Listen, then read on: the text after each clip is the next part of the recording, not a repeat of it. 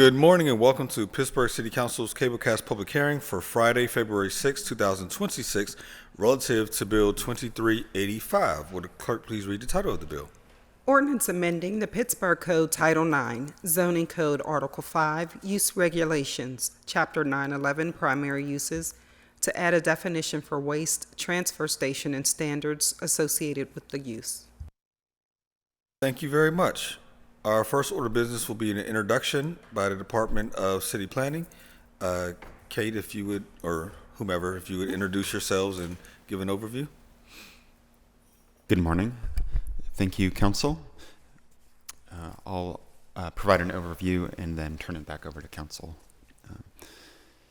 Good morning. This is legislation amending the Pittsburgh Zoning Code to add a definition for a waste transfer station and associated use standards introduced to City Council and referred to the City Planning Commission for its report and recommendation on October 22nd, 2025.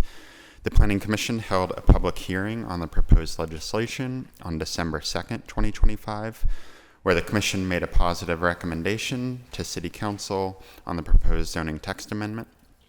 A copy of the Planning Commission's report is attached to the materials forwarded to the Council. Public notice for this hearing was posted on January 15, 2026, in line with the 21-day noticing requirement. Upon conclusion of the public hearing, the bill may be enacted with 5 affirmative votes. I will now read in the report and the motions from the Planning Commission. Council Bill 2025-2385 to add a definition and use standards for a waste transfer station was referred to Planning Commission on October 22nd, 2025 for a report and recommendation. Prior to introduction of the legislation, City Council worked with Councilwoman Warwick's office on potential language for the new use.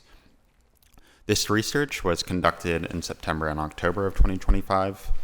The research looked at existing city policies, state requirements for transfer station uses, and how other jurisdictions regulate the use. This research is summarized in the report attachments. The city developed a report, Roadmap to Zero Waste in 2017, that among other measures to decrease waste, outlines the need for the city to have its own waste transfer station. The report notes that trash is currently hauled up to 34 miles away after each truck is filled, leading to routing inefficiencies and increased greenhouse gas emissions from refuse vehicles. One of the potential action items in the Roadmap to Zero Waste report states that transfer station ownership could be private, public, or a public-private partnership.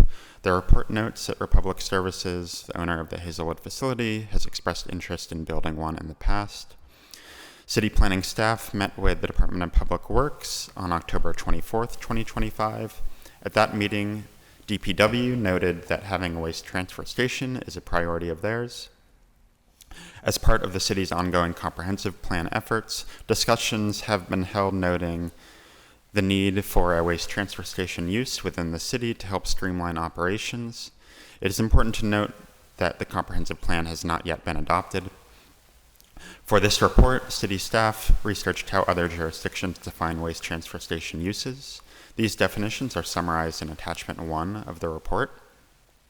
As part of the proposed legislation, the Planning Commission recommended a modification to the language of the definition to mention that waste transfer station uses would exclude recycling facilities and other uses intended to remove and or reuse material from the solid waste stream.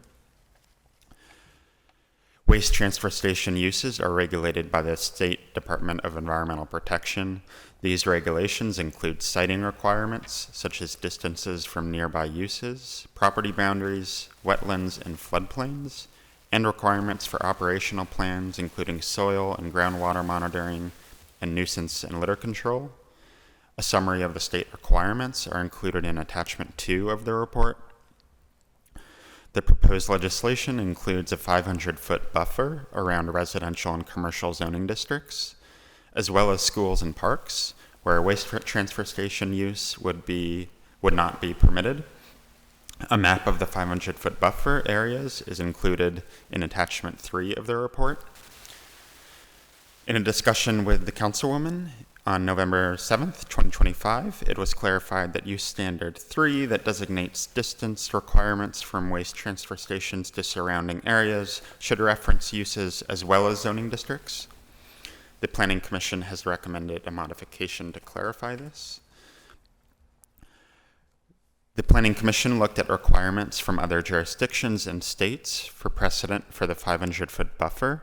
Attachments 4 and 5 of the report include states and jurisdictions where specific buffer requirements are noted. The Commission consulted additional use standards from other jurisdictions. Please see attachment 6 of the report for those. The Commission also looked at jurisdictions that have built new modern transfer stations and how transfer stations are incorporated into the built environment to showcase how a newer facility may be able to better fit with Pittsburgh's urban fabric than a traditional model of a transfer station that requires extensive setbacks and buffering. An example of the Seattle North transfer station is included in attachment 7. In its review of Council Bill 2025-2385 on December 2nd, 2025, to add a waste transfer station definition and use standards, the Planning Commission made the following motions: that the definition be revised to state the following. Waste transfer station means a supplemental transportation facility used as an adjunct to solid waste route collection vehicles for the primary purpose of moving the solid waste from the collection vehicles to other vehicles for further transfer. This excludes recycling facilities and other uses intended to remove and/or reuse material from the solid waste stream. And that use standard 3 be clarified to say uses or zoning districts, and that point A be revised to say all residential zoning districts. With that, I'll turn it back over to council. Thank you very much. And with that, I want to turn it over to Councilman Warwick. Thank you. Thanks very much. I appreciate it. Thanks to the city planning team. I'm going to pull up. I'm going to share my screen here. Here we go. Share. Alrighty.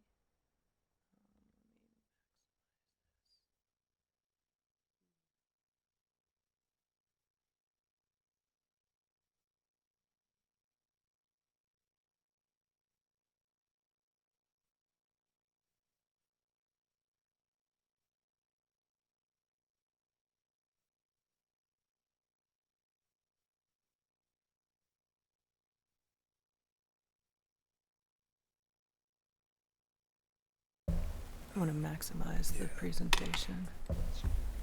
This is in the way. If you can move this over and then hit that. Ah, perfect. Thank you. Alrighty. All right, yeah, so thank you. So this is the presentation that I gave at the City Planning Commission about this bill. So it has the legislation, which has already been discussed in detail by our planning team. Also acknowledging that some amendments have been recommended to adjust the language to clarify that we are talking about solid waste, like a transfer station for municipal solid waste that does not include recycling. Either recycling of, paper, plastic, et cetera, also food waste recycling, composting, that type of thing. Because there was a concern as well from some folks that this could get in the way of local composting facilities that are sort of neighborhood. So when we didn't want to impede on that. All right, so just to clarify that currently in the city of Pittsburgh, there is no municipal solid waste transfer station, right? We do not have one. We do have waste transfer stations in the vicinity, but there's at least one and possibly 2 or 3 sort of in a 5-mile radius of the city, but we do not have one in the city of Pittsburgh. So right now, our environmental service drivers have to drive non-recyclable municipal waste directly to a landfill in Imperial. So it's about 20 miles, maybe a little over 20 miles away. And this, of course, puts a strain on our environmental service vehicles, and it takes time away from our routes. And that is why there has been discussion, right, among our Clean Pittsburgh Commission, at DPW, and otherwise, about how a waste transfer station could benefit the city of Pittsburgh, right? So that our trucks wouldn't have to travel as far to unload, and just sort of that overall it would sort of ease the burden on our vehicle fleet. But right now, we do not have any guidance from city planning about where such a facility would go, right? So this has just been a conversation up to this point. And in light of the fact, and we know and we've heard, of course, from Republic Services, which currently has a recycling facility in the city, that we do know that they are interested in converting that to a waste transfer station. But before that happens, we need to understand what impact that would have, right? Like on the city, and is that something that we actually want? So if you look at the state regulations, there is a 300-foot buffer in the state regulations, and so with that, I wanted to move on. Let's see. So just so we know, just to clarify a bit, these are some pictures. These are just off of Google. These are pictures of the types of containers that you find at waste transfer stations. Not at every waste transfer station, but generally, right, at waste transfer stations.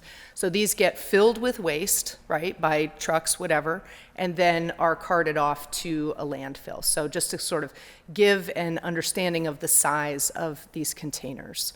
All right, moving on to the next one. So with this bill, which puts a buffer, which extends the buffer to 500 feet, this slide here shows where in the city of Pittsburgh you could put a waste transfer station, right? So there's overlap. So if we have a buffer of a 500-foot between homes and businesses, the kind of purple area, so the blue is where you couldn't put one. The buffer line is where you also couldn't put one, right, because of that overlap into the GI. And then the pink is where you could put one so that it would not be close to homes and businesses.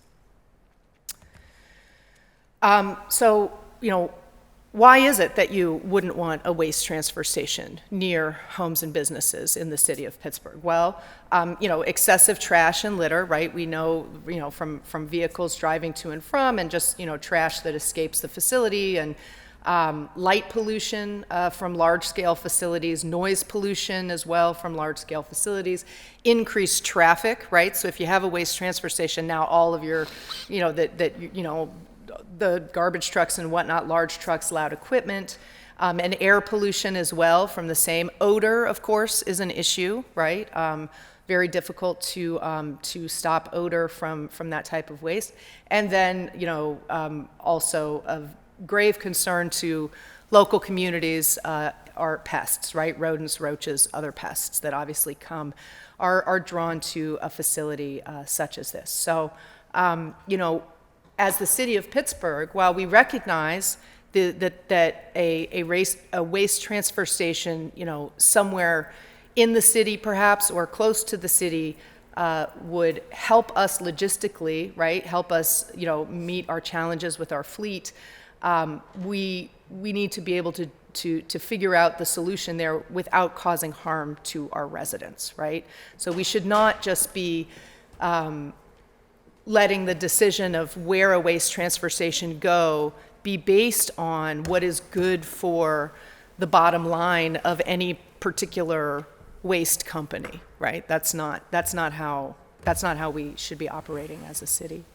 So here, just because this Republic Services plant will hear this as well. Now, I want to underscore, we do not have a waste transfer station in the city of Pittsburgh. So just as an example, I want to show this facility that previously was permitted by the state to be a waste transfer station, right? And that it is that sort of raised the awareness about all of this and about this concern. So I want to show this facility about what it looks like, right? Now, this is recycling material. This is not municipal solid waste. So I just want folks to be able to see. So, this is open, open to the air. Obviously, it's loud, it's messy, it's noisy.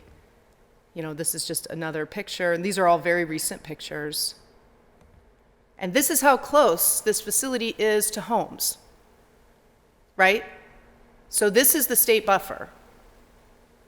And so that is why in this bill, now, we have rules in our zoning, right? You can't zone something into impossibility, right? You can't zone something out so that, I can't say like, oh, will be a 2,000-foot buffer, because then that just wouldn't be physically possible. But, 300 feet, I think we can see from this photo, is not enough, right? And I don't know where, how the state came up with those guidelines, but I think, looking at this building and, and I would also argue, again, you can't zone anything out that is already there, right? That's not how our zoning rules work. This is talking about the future, what can go somewhere in the future. And, I would argue from an environmental justice perspective, even this recycling plant shouldn't have been allowed to be put right here, right next to homes. But, that was a decision that was made possibly decades ago, I don't know. But, our job here at the city is to deal with the problems that we have today and manage those. So, and also just to give you a map, right, of that same facility. So here you have it right around here, and then obviously, this is the neighborhood around it, right? So this is very adjacent: homes, businesses, churches, the whole thing, daycares, parks, the whole thing. I think that's it. Yeah, so that's all that I have. And I appreciate, I see we have a few speakers here, so I will stop sharing. And thank you, Council President. Appreciate it. Thank you very much. Our next order of business will be public testimony from those who have registered to speak. Our first registered speaker is Chief Pomai Chakman Yahalahi.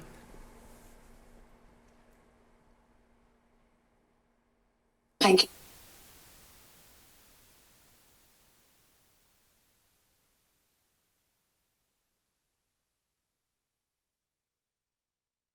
We heard you for a second. You can begin.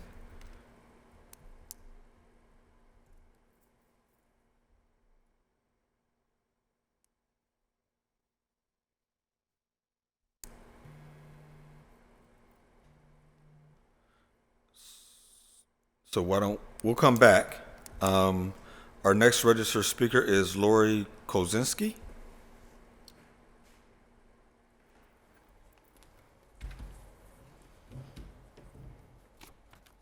Hello. Thank you. I am Lori Kolchinsky, the General Manager of BFI Waste Services of Pennsylvania, which is a subsidiary of Republic Services. And we are the owner of the Hazelwood facility that is permitted as a transfer station currently. Locally, we have been a partner of the city for over 30 years. And nationwide, Republic Services operates 246 transfer stations. The city's roadmap to zero waste understood the strong need for a transfer station within the city and further highlighted Hazelwood as an appropriate location for this critical infrastructure. Key Pittsburgh department heads, including the city comptroller and the director of public works, have documented that the city's fleet is in dire needs, and that leaves the council grappling with the magnitude of that problem. Which is why Councilwoman Warwick has proposed a $20 million fleet fund to replace the aging vehicles. But what if there was another approach? Instead of raising taxes and relying on donations, the city can reduce costs and increase efficiencies. Our transfer station is estimated to save the city over $5 million in recurring capital expenditures for the replacement of garbage trucks, and another $1 million annually through operating savings using less fuel and reduced maintenance expense. While other industrial zoned areas are proposed as acceptable places for the transfer station, an assessment of those parcels show that they are already occupied by railroads, other businesses, and public utilities. Why are those areas useful versus the ones where the research was already done to show Hazelwood makes the most sense for the city? A setback from the property boundaries at 500 feet versus 300 feet from operation as required by the state is targeted to exclude our specific facility, the only permitted transfer station in the city. Our facility we just purchased last year and invested heavily to improve the health and safety of the site. This detail was provided to show how the facility, the recycling center, which is the picture that was shown was right here. This yellow boundary is the 300 feet, and this is the far left corner that this transfer station would operate in, closest to the rail yard. This detail was provided, and which is why we feel that the 500 feet was put into place. What research was done to show any benefit at 500 feet versus the 300 feet required by the state? It was stated that you can't zone anything out, but passing this bill as written will effectively eliminate the city's ability to realize a transfer station in the city. We are a responsible community partner. There is an immense financial benefit for the city to realize this. We want nothing more than to sit down with the city and the local community to come up with something that is good for everybody. Do not close this opportunity on this transfer station. Thank you. Thank you. Our next speaker is Christopher Volz. Good morning. Christopher Volz of Tucker Arensburg here on behalf of Republic Services and also a resident of the city of Pittsburgh. Respectfully, this special legislation, which is designed to prevent Republic Services from operating a waste transfer facility on its property, violates Act 101 of 1988, the Municipal Waste Planning, Recycling, and Waste Reduction Act. Now, what Act 101 does is two things. It imposes a duty on the municipality to assure the proper transfer and storage of municipal waste within its boundaries. It also permits the municipality to adopt resolutions that are not less stringent than the state standards, but also not inconsistent with the state standards. As to the first issue, this bill works against the city's obligations to assure proper and adequate transportation of municipal waste within its boundaries. We know our fleet is struggling. We know it is in disrepair. Just yesterday, I saw a garbage truck struggling to get up Green Tree Hill on its way to Imperial. The city and the Department of Public Works recognize that a transfer station is necessary. So I respectfully submit that this hurts our ability to do so. It also is inconsistent with the state law. Courts have held that Act 101 is an express preemption provision predicated on inconsistency of municipal regulations. This act, which imposes a 500-foot setback without a waiver requirement, is expressly inconsistent with the state regulations found at 25 PA Code 279202 that provides that that a waste management transfer facility shall not be within 300 feet of an occupied dwelling unless there is a waiver achieved from the owner. So I ask you, please consider the financial impact on the city of approving this, which will effectively exclude a waste transfer station from the city. We posit that more research is necessary, and until then, this motion or this bill should be put on hold. Thank you very much. Thank you very much. Let's try to go back to Chief Pomai.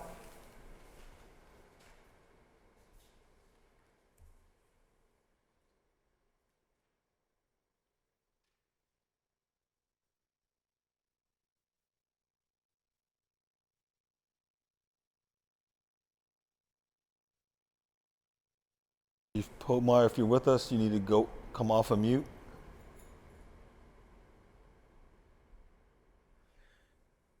If not, we'll go to those in chambers. Is there anyone else in chambers wishing to speak? Is there anyone else in chambers wishing to speak? If not, I'll allow members if they have any comments they would like to provide.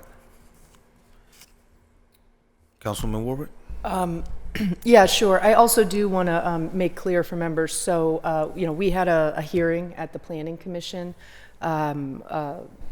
in the one meeting, there was this bill and another bill on the table. And so we took that opportunity at the Planning Commission to sort of organize neighbors to come out and give public testimony, specifically about what it is like to live next to a general industrial site. So we heard lots of testimony. I mean, it was just, we had, I'd say close to 50 folks came out to the city planning meeting, and I'd say 15 or so stood up and gave testimony. And what we heard and again, we're talking about an environmental injustice that was done to a community many years ago by even putting this industrial area next to the neighborhood.